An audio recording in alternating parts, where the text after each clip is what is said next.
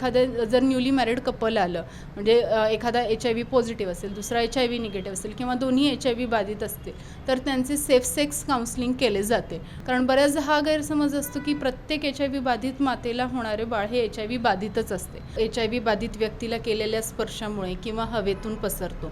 या योजनेनुसार प्रत्येक HIV बाधित व्यक्ती हा ART केंद्रापर्यंत विनामूल्य प्रवास त्याला सरकारने आकारलेला आहे. मी टेस्ट केली, पॉझिटिव्ह आलो तर काय होईल, त्यामुळे लोक टेस्टिंगसाठी पुढे येत नाहीत आणि त्यामुळे असे होते की बरेच पेशंट हे स्टेज 3 स्टेज 4 मध्ये असतात, म्हणजे ते एकदम एंड स्टेजच्या वेळेस त्यांचे डायग्नोसिस होते. नमस्कार, मी स्नेहा स्वागत करते तुमचं पुढारी ऑनलाईनमध्ये. एड्स म्हटलं की भीती आणि एड्स म्हटलं की मृत्यू. आज आहे जागतिक एड्स दिन आणि त्याच निमित्त मी आलेली आहे CPR मधल्या एड्स विभागात. जागतिक एड्स दिन म्हणजे नेमकं काय किंवा या रोगाचं निदान हल्ली कसं होतं, यातून आपल्याला कव्हर होण्यासाठी काय काय सुविधा आपलं सरकार देत असतं, या सगळ्याची माहिती आपल्याला नसते.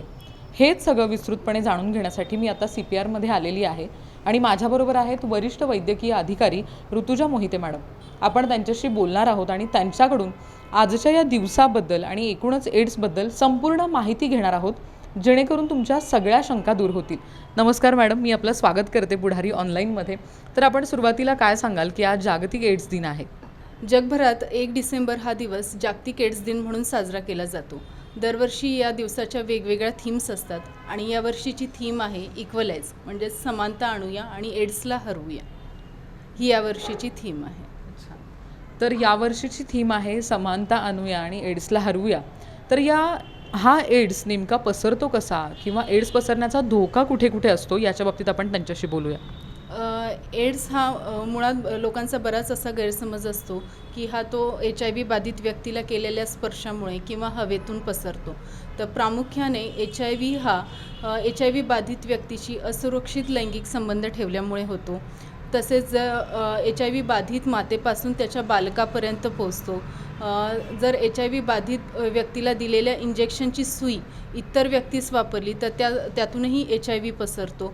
HIV बाधित व्यक्तीचे रक्त दुसऱ्या व्यक्तीला चढवल्यानंतर त्यातून HIV पसरतो किंवा अंमली पदार्थांचे सेवन इंजेक्शनमार्फत केल्यावर त्यातूनही HIV पसरतो. पण प्रामुख्याने HIV बाधित व्यक्तीशी असुरक्षित लैंगिक संबंध ठेवल्यामुळेच पसरतो. त्यामुळे जो लोकांचा गैरसमज असतो की HIV हा एक HIV बाधित व्यक्तीच्या ताटात जेवल्यामुळे किंवा HIV बाधित व्यक्तीने वापरलेले शौचालय किंवा प्रसाधनगृह वापरल्यामुळे होतो किंवा HIV बाधित व्यक्तीसोबत खेळल्यामुळे किंवा त्याच्यासोबत त्याच्या HIV बाधित व्यक्तीला स्पर्श केल्यामुळे पसरतो, तर हा लोकांच्यात खूप गैरसमज आहे. त्याच्यामुळे अशा लोकांना स्टिग्मा केला जातो, म्हणजे त्यांच्याशी भेदभाव केला जातो, त्यांना कलंकित असं संबोधले जाते किंवा त्यांना सामाजिक कार्यक्रमात किंवा कौटुंबिक कार्यक्रमात समावेश त्यांचा करून घेतला जात नाही. तर ही सगळी कारणं आहेत. त्यामुळं या कारणांना कुठेही सामोरं न जाता जर तुम्ही सुरक्षित राहिलात तर कधीही तुम्हाला एड्स होण्याची तशी शक्यता कमी राहील. आता आपण पुढचं असं बोलूया की काळ आणि तंत्रज्ञान बदलतंय, त्यामुळे एड्सच्या ज्या टेस्ट आहेत आत्ताच्या ॲडव्हान्स, त्या कशा होतात आणि निदान पटकन होतं का? HIV हा एक व्हायरस आहे आणि एड्स म्हणजे ॲक्वायर्ड इम्युनोडिफिशियन्सी सिंड्रोम आहे. जर ज्या एक व्यक्तीला HIV विषाणूची बाधा होते त्या व्यक्तीच्या क्लिनिकल स्टेजेस 4 असतात आणि त्यातली शेवटची स्टेज ही एड्स असते. त्याच्यामध्ये त्या HIV बाधित व्यक्तीची रोगप्रतिकारक शक्ती अतिशय कमी झालेली असते आणि त्यामुळे त्याला इतर संधिसाधू आजारांनी ग्रासलेले असते, जसे की TB असेल किंवा बुरशीजन्य आजार असतील. म्हणजे थोडक्यात म्हणायचे झाले तर एड्स हा HIVचा शेवटचा टप्पा असतो. तर HIV ची तपासणी करण्यासाठी बरेच उपक्रम आणि शिबिरे राबवली जातात. ज्या व्यक्तींची आता मी वरील नमूद केलेल्या कारणांमध्ये ज्या व्यक्तींना वाटेल की आपली जी वर्तवणूक आहे ती शंकास्पद आहे, अशा व्यक्ती पुढाकार घेऊन त्यांची तपासणी केली जाते आणि त्या तपासणीतून मग त्यांना ICTC केंद्राकडे रेफर केले जाते. ICTC केंद्रात त्यांची कन्सेंट म्हणजे संमती घेऊनच प्री टेस्ट आणि पोस्ट टेस्ट केली जाते. तेव्हा प्रत्येक प्री टेस्ट आणि पोस्ट टेस्टच्या वेळेस त्यांचे काउन्सलिंग केले जाते आणि त्या काउन्सलिंग नंतरच त्यांना ART केंद्राकडे उपचार घेण्यासाठी पाठविले जाते. बऱ्याचदा असे असते की एखाद्या पेशंटचा HIV चा रिपोर्ट हा प्रायव्हेटमध्ये निगेटिव्ह असतो आणि सरकारी रुग्णालयात पॉझिटिव्ह असतो. मग अशा वेळेस खूप हल्लाबोल होतो की असे कसे झाले. तर प्रायव्हेटमध्ये जे काही टेक्निक वापरले जाते आणि गव्हर्नमेंटमध्ये जे काही किट वापरले जाते त्यात खूप फरक असतो. त्यामुळे जी सरकारने म्हणजे आमच्याकडे नॅको आणि एमसॅक ह्यांनी जे दिलेले किट असतात तपासणीसाठी तेच ग्राह्य धरले जातात आणि त्याच्यावरच म्हणजे पेशंट HIV आहे का नाही, HIV बाधित आहे का नाही हे ठरवले जाते. म्हणजे लोकांनी जास्तीत जास्त सरकारी रुग्णालयांमध्येच या सगळ्या टेस्ट केल्या पाहिजेत. तर एकंदरीत इथली उपचार पद्धती कशी आहे आणि तुमचं हे CPR मधलं जे सेंटर आहे ते कोणकोणत्या सुविधा या सगळ्या रुग्णांना पुरवतं? CPR मधलं हे ART केंद्र 2007 साली सुरू झालं. सुरुवातीला म्हणजे ह्या आजाराबद्दल फार काही अवेअरनेस नव्हता. म्हणजे लोक ART केंद्रापर्यंतसुद्धा औषधे घ्यायला यायला तयार नव्हती.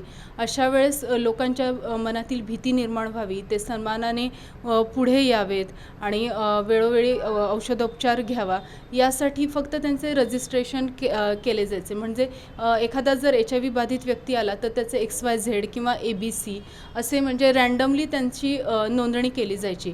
पण वेळोवेळी काळानुसार कालांतराने लोकांच्या जनजागृती निर्माण झाली आणि मग आधार कार्ड आणि इतर त्यांच्याकडून कागदपत्र घेतले जातात आणि त्यानुसार त्यांची नाव नोंदणी केली जाते. कारण बऱ्याचदा कसे होते की पेशंटला भीती असते की जर आपण सेंटरमध्ये आलो तर तिथे जे कोणी कर्मचारी असतील किंवा इतर पेशंट असतील तर त्यांना माझा स्टेटस कळेल. पण या भीतीने पेशंट येत नाही. पण मला सगळ्यांना हे नक्की सांगावेसे वाटते की प्रत्येक ART केंद्रात पेशंटबद्दलची कॉन्फिडेन्शियलिटी म्हणजे गोपनीयता ही पाळली जाते. त्याचा जो डाटा आहे, पर्सनल डाटा आहे किंवा त्याला तो HIV कसा झाला आहे हे कुठेही कुणालाही सांगितले जात नाही. जेव्हा प्रत्येक पेशंट हा ART केंद्रात येतो तेव्हा सुरुवातीला त्याचे इथले काळजी समन्वयक असतात त्यांच्याकडून त्याची प्राथमिक फेरतपासणी केली जाते की म्हणजे त्याला काही TBचे सिम्पटम तर नाही आहेत ना किंवा त्याची इतर काही समस्या आहे का. त्यानंतर तो सिस्टरांकडे जातो. मग आमच्या सिस्टर त्याला त्याचे आधीचे काही रिपोर्ट आहेत का ते बघतात आणि म्हणजे जे काही प्राथमिक त्याची तपासणी आहे, वजन असेल, उंची असेल, त्याची त्या कार्डवर नोंद केली जाते. त्यानंतर तो पेशंट काउन्सलरकडे जातो. तिथे त्यांचा अधेरन्स चेक केला जातो म्हणजे ते वेळच्या वेळी औषध घेता आहेत का. बऱ्याचदा असे असते की एखाद्या पेशंटने जर औषध चुकवले तर त्याचे अधेरन्स काउन्सिलिंग केले जाते. कारण HIV हा एक क्रोनिक आजारांमध्ये मोडतो. म्हणजे ह्या आजारात एकही गोळी चुकवून चालत नाही. जरी पेशंटने एक गोळी चुकवली किंवा 2 गोळी चुकवली तर त्यांची रोगप्रतिकारक शक्ती कमी होते आणि रक्तातील जंतुसंख्या वाढते आणि जर अशी रक्तातील जंतुसंख्या वाढली तर त्या HIV बाधित व्यक्तीपासून जर त्याने योग्य काळजी घेतली नाही तर दुसऱ्या व्यक्तीला HIV होण्याचे आणि त्याला स्वतःला संधिसाधू आजार होण्याचे चान्सेस जास्त असतात.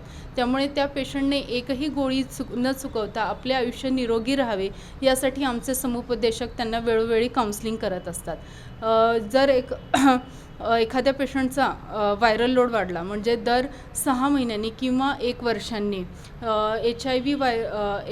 ARTचे औषध जे पेशंट घेत आहेत त्यांच्या रक्तातील जंतुसंख्या मोजली जाते आणि जर ती जास्त असेल तर त्यावर फर्स्ट लाईन ही सर्वांना दिली जाते. पण सेकंड लाईन आणि थर्ड लाईन औषधे डिसाईड करण्यासाठी ते सासेप म्हणून असते तिथे ते रेफर केले जातात. तिथून पेशंट मग आमच्याकडे येतो म्हणजे मेडिकल ऑफिसरकडे येतो आणि मग त्यांना आम्ही औषधे प्रिस्क्राईब करतो. जर त्यांची काही तपासणी करायची असेल तर आम्ही ते लॅबला पाठवतो आणि मग पेशंटला औषधे दिली जातात आणि पेशंटने पुढच्या वेळेस कोणत्या तारखेला यायचे आहे हे आमचे फार्मसिस्ट त्यांना लिहून देतात.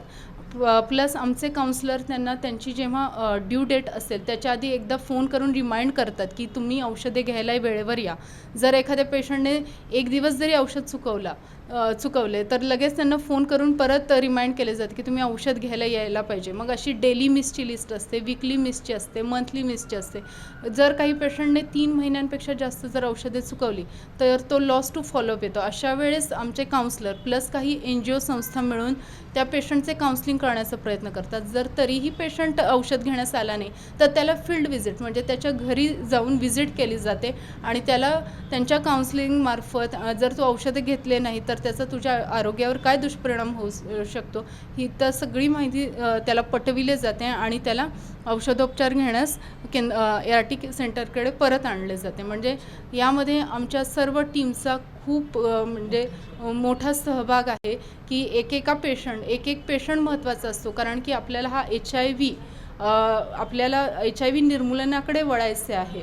त्यासाठी सर्वजण म्हणजे आपल्या परीने सर्व कष्ट घेत असतात की तो पेशंट योग्य काळजी घेऊन पुढील त्याचे आयुष्य त्याने निरोगी जगावे. तर मग आता किती पेशंट इथं रजिस्टर आहेत आणि डेथचं प्रमाण कसं आहे? सुमारे 5,000 पेशंट तरी आत्ता ॲट प्रेझेंट आपल्याकडे दर महिन्याला औषधे घेतात आणि महिन्याला किमान एक 10 ते 15 पेशंटची डेथ होते. तर डेथ होणाऱ्या पेशंटमध्ये पण असे पेशंट आहेत की जे वेळोवेळी औषध घेत नाही आहेत किंवा चुकवत नाही आहेत. बऱ्याचदा कसे होते की लोकांना एक मनात भीती असते की मी टेस्ट केली पॉझिटिव्ह आलं तर काय होईल, त्यामुळे लोक टेस्टिंगसाठी पुढे येत नाहीत आणि त्यामुळे असे होते की बरेच पेशंट हे स्टेज 3 स्टेज 4मध्ये असतात. म्हणजे ते एकदम एंड स्टेजच्या वेळेस त्यांचे डायग्नोसिस होते. म्हणजे इथं दुसऱ्या कुठल्या तरी कारणासाठी म्हणजे पॅरालिसिस झाला आहे किंवा हृदयविकाराचा झटका आलेला आहे किंवा स्किनचे तीव्र काही इन्फेक्शन झाले, अशा वेळेस जेव्हा पेशंट ॲडमिट असतो आणि जेव्हा त्याची HIVची तपासणी केली जाते आणि तेव्हा त्याला लक्षात येते की त्याला HIV झालेलं आहे, म्हणजे ते एकदम लास्टच्या स्टेज असते, अशा पेशंटचे डेथचे प्रमाण जास्त आहे. त्यामुळे ज्या लोकांना म्हणजे स्वतःहून माहिती आहे की आपण त्या हाय रिस्क कॅटेगरीत आहोत त्या लोकांनी पुढे येऊन आपली तपासणी करून घेणे अत्यंत गरजेचे आहे. तसेच तरुण पिढीमध्ये अजूनही म्हणजे सेक्स काउन्सिलिंगचे म्हणावे तसे त्यांना म्हणजे सेक्स काउन्सिलिंगबद्दल हवी तशी तेवढी माहिती नाही आहे, त्यामुळं त्यांच्यातही त्याचे प्रमाण जास्त आहे आणि अलीकडे होमोसेक्स्युलिटीचे पण प्रमाण खूप वाढलेले आहे. त्यामुळे अशा लोकांनी तरी लवकरात लवकर आपले टेस्टिंग करून घेणे खूप गरजेचे आहे. आणि आमचे काउन्सलर ॲडोलसंट काउन्सिलिंग पण करतात. म्हणजे जो पेशंट प्युबर्टल एजमध्ये असतो त्या पेशंटला त्याने पुढे काय काळजी घ्यायला पाहिजे किंवा एखादं जर न्यूली मॅरिड कपल आलं म्हणजे एखादा HIV पॉझिटिव्ह असेल, दुसरा HIV निगेटिव्ह असेल किंवा दोन्ही HIV बाधित असतील तर त्यांचे सेफ सेक्स काउन्सिलिंग केले जाते. म्हणजे त्यांनी लैंगिक संबंधाच्या वेळेस काय काळजी घेतली पाहिजे जेणेकरून त्यांच्यापासून होणाऱ्या बाळाला HIV होऊ नये. कारण बऱ्याचदा हा गैरसमज असतो की प्रत्येक HIV बाधित मातेला होणारे बाळ हे HIV बाधितच असते, पण जर त्या मातेने व्यवस्थित काळजी घेतली, तिचे एकही औषध चुकवले नाही तर तिच्या रक्तातील जंतुसंख्या ही नगण्य असू शकते आणि तिने वेळोवेळी जर तपासणी केली आणि बाळाला जन्मानंतर एक ठराविक औषध दिले तर मातेपासून बाळकाला होणारा HIVचा धोका हा टाळता येतो. आपल्याकडे बऱ्याचशा शासकीय योजना उपलब्ध आहेत. त्यातली एक महत्त्वाची म्हणजे ST पास योजना. या योजनेनुसार प्रत्येक HIV बाधित व्यक्ती हा ART केंद्रापर्यंत विनामूल्य प्रवास त्याला सरकारने आकारलेला आहे. त्यामुळे तो महिन्यातून किमान 2 वेळा त्याच्या घरापासून ते ART सेंटरपर्यंत विनामूल्य प्रवास करू शकतो. त्यामुळे या सुविधेमुळे पेशंटचे औषधे चुकवण्याचे प्रमाण फार कमी आले आहे. कारण बऱ्याच पेशंटची आर्थिक परिस्थिती बेताची असते, त्यामुळे त्यांचे असे कारण असायचे की आम्हाला ART सेंटरपर्यंत येण्याकरता पुरेसे पैसे नाही आहेत, त्यामुळे आम्ही येऊ शकलो नाही. पण आता तसे राहिले नाही, तर सरकारने ही सुविधा उपलब्ध करून दिल्यामुळे पेशंटचा खूप फायदा झालेला आहे. आमच्याकडे म्हणजे बऱ्याच NGO संस्था असतात, त्या ART सेंटरमध्ये जे काही पेशंट येतात त्यांना फूड देतात किंवा बरेच देणगीदार असतात, ते त्यांच्या म्हणजे वाढदिवसाच्या वेळेस किंवा इतर काही त्यांचे कार्यक्रम असतील तेव्हा देणगी देऊन पेशंटना म्हणजे जो काही न्यूट्रिशियस आहार आहे, पौष्टिक आहार आहे तो उपलब्ध करून देतात. प्रत्येक पेशंटला आम्ही सांगतो की त्यांनी त्यांच्या आहारात सकस आहार, समतोल आहार असावा, जेणेकरून त्यांच्या आहारात मोड आलेले कडधान्य, हिरव्या पालेभाज्या, मांसाहार, दूध, प्रथिने इत्यादींचा समावेश असावा. बालकांसाठी सुद्धा बऱ्याचदा असे पोषण बॉक्स दिले जातात, म्हणजे ते बऱ्याच NGOंकडूनच प्रोव्हाइड केले जातात, पण त्याचा सगळेजण म्हणजे सगळी बालके आहार घेतात आणि लाभ घेतात. त्यामुळे कसे असते, जेव्हा प्रत्येक पेशंट आमच्या सेंटरला येतो त्याचे महिन्याच्या महिन्याला वजन आणि उंची घेतले जाते, त्यामुळे ते लगेच डिफरन्स जाणवतो की एखाद्याचं वजन कमी झालं आहे का किंवा वाढलं आहे का. त्यामुळे जर एखाद्याचे वजन सारखे वारंवार कमी होत असेल तर त्याला चांगले न्यूट्रिशन मिळण्यासाठी पण म्हणजे बऱ्याच काही योजना आहेत. आता आपण शेवटी असं बोलूया की तुमच्याकडून खूप महत्त्वाची माहिती खरं तर आज आम्हाला मिळालेली आहे. या सगळ्यांमध्ये काम करत असताना तुमचा एक अनुभव काय आहे किंवा सगळ्या लोकांना तुम्ही काय सांगाल? मी गेले 1.5 वर्षापासून इथे कार्यरत आहे आणि माझा इथला अनुभव अतिशय चांगला आहे, कारण की ह्या कामातून अगदी समाजातल्या तळागाळापर्यंत प्रत्येक क्षेत्रातल्या लोकांशी संबंध येतो. म्हणजे HIV-बद्दल जे काही लोकांचे गैरसमजूत असतील किंवा बरेच लोक HIV बाधित लोकांना पूर्वग्रहदूषित नजरेने बघतात की म्हणजे हा म्हणजे अस्पृश्य आहे किंवा त्यांची समाजात अवहेलना केली जाते, हेटाळणी केली जाते. बऱ्याचदा लोकांना असं असतं की म्हणजे तुम्ही HIV-च्या ओपीडीत काम करता म्हणजे त्यांना असे आश्चर्यच वाटते की म्हणजे तुम्हाला HIV होणार का? तर तसे नाही. आमचे बरेच कर्मचारी हे HIV बाधित व्यक्तींना म्हणजे अनौपचारिक संबंध म्हणजे त्यांच्याशी हस्तांदोलन करून किंवा त्यांना आलिंगन देऊन किंवा हँडशेक केल्याने HIV पसरत नाही, HIV-बद्दलच्या ज्या काही गैरसमजुती आहेत ते दूर करण्याचा प्रयत्न करतात. आणि तीसुद्धा आपल्यासारखी माणसेच आहेत, त्यांनाही जगण्याचा अधिकार आहे. अशी जरी तुम्ही त्यांना एक जाणीव करून दिली तर त्यांचे नक्कीच मनोबल वाढेल, त्यांचा आत्मसन्मान वाढेल आणि ते त्यांच्या कार्यात म्हणजे पुढे त्यांच्या कार्यात यशस्वी ठरू शकतात आणि सुंदर आयुष्य नक्कीच जगू शकतात. तसेच सरकारने सुद्धा HIV/AIDS बाधितांबद्दल काही नियम लागू केलेले आहेत. त्यानुसार त्यांना कुठल्याही म्हणजे नोकरी, शैक्षणिक सुविधा असेल किंवा विमा असेल इत्यादी ठिकाणी नाकारता येत नाही किंवा त्यांनी HIV-ची तपासणी करूनच घ्यावी अशी अट घालता येत नाही किंवा त्यांना HIV आहे हे ते त्यांच्या संमतीशिवाय किंवा न्यायालयाच्या परवानगीशिवाय कुठेही उघड करू शकत नाहीत. इत्यादी बरेच HIV बाधित लोकांबद्दल सरकारने कायदे केलेले आहेत आणि आम्ही वेळोवेळी कार्यक्रम घेत असतो. त्याच्यातून लोकांपर्यंत ही जनजागृती निर्माण व्हावी यासाठी प्रयत्न करत असतो.